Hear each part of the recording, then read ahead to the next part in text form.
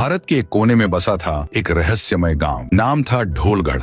खूबसूरत पहाड़ियों से घिरा, हरियाली से लहलहाता यह गांव जितना शांत दिखता था, उसके पीछे उतने ही खौफनाक राज छुपे थे। गांव के लोग अक्सर कहते थे, अगर रात के ठीक 12 बजे ढोल की आवाज सुनाई दे तो बाहर मत निकलना। हर शाम होते ही लोग अपने दरवाजे बंद कर लेते, खिड़कियां जाम कर लेते और घरों में दुबक जाते, क्योंकि रात के 12 बजते ही गांव के आसमान में अचानक एक उड़ता हुआ ढोल दिखाई देता था। ढोल से एक बूढ़ा कंकाल जैसा आदमी प्रकट होता, बड़ी बड़ी आंखें, झुकी हुई पीठ और हाथ में वही पुराना ढोल। वह गलियों में घूमता, हर घर के सामने रुक ढोल बजाता। ढोल की आवाज सुनकर लोगों का खून जम जाता था। फिर एक रात एक मासूम बच्चा ढोल की आवाज सुनकर बाहर आ गया। जैसे ही वह ढोल के पास पहुंचा, ढोल की आवाज अचानक रुक गई। बूढ़ा उसे घूरने लगा और फिर ढोल दोबारा बजने लगा। अगली सुबह गांव के बीचों बीच उस बच्चे की लाश मिली। उसके पास वही ढोल अपने आप नाच रहा था। उस दिन के बाद से गांव में हर रात किसी न किसी घर के सामने ढोल बजता और जो भी उसके पास जाता गायब हो जाता। इसी गांव में रहते थे दोस्त राइस्टार और बेताल राज। दोनों किसान थे, दिन भर खेतों में मेहनत करते